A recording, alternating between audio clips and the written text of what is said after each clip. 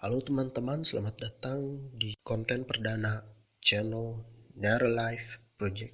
Hari ini kita akan membahas sebuah pendekatan yang terbilang baru di bidang psikologi, yaitu psikologi naratif. Bagi teman-teman yang berkuliah di jurusan psikologi akan mempelajari pendekatan ini ketika mengambil mata kuliah metodologi penelitian kualitatif. Pada umumnya, kita sudah cukup familiar dengan istilah psikologi, terutama karena banyak informasi yang bisa kita akses dari internet dan penerapannya, ataupun karena informasi yang keliru.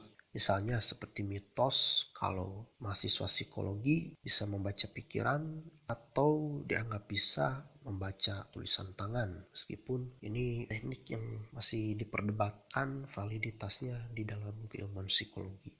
Nah, pendekatan psikologi naratif sampai batas tertentu berhubungan dengan kajian bahasa dan kesusastraan, mengingat setiap harinya manusia tidak bisa lepas dari kegiatan bercerita. Baik itu ketika bertemu dengan teman-teman atau keluarga, baik itu ketika kita mengalami kejadian yang menyenangkan atau tidak menyenangkan, mendapat pengalaman baru, pergi ke suatu tempat, dan sebagainya. Barangkali banyak yang belum menyadari bahwa cara kita bercerita turut menstrukturkan bagaimana pemrosesan informasi dalam pikiran kita. Untuk mengetahui hal ini lebih lanjut, mari kita membahas sedikit tentang apa itu narasi.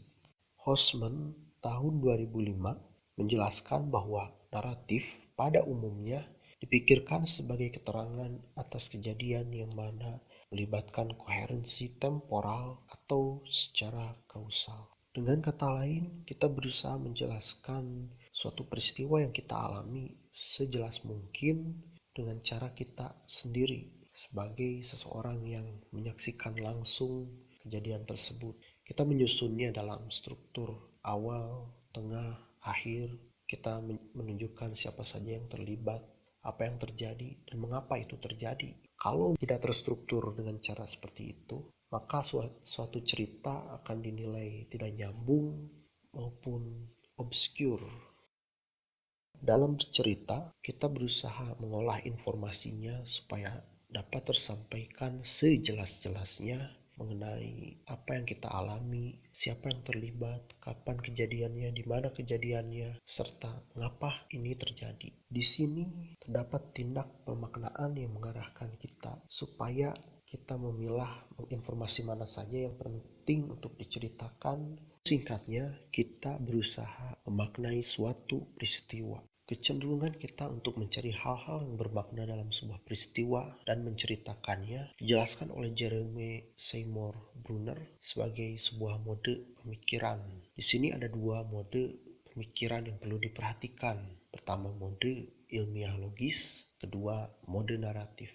Mode ilmiah logis bekerja melalui abstraksi, memformulasikan kebenaran berdasarkan bukti empiris dan metode logika formal, sekaligus mencari relasi kausal yang berhubungan dengan kebenaran universal, misalnya seperti pelajaran matematika, sains, biologi, fisika, kimia, dan tentunya dalam penelitian. Sedangkan mode naratif menitik beratkan pada persoalan niat dan maksud dari tindakan, seperti halnya dalam cerita yang meliputi berbagai konsekuensi tertentu. Mode ini cenderung berorientasi pada penggambaran kehidupan yang realistis daripada persoalan tentang kebenarannya.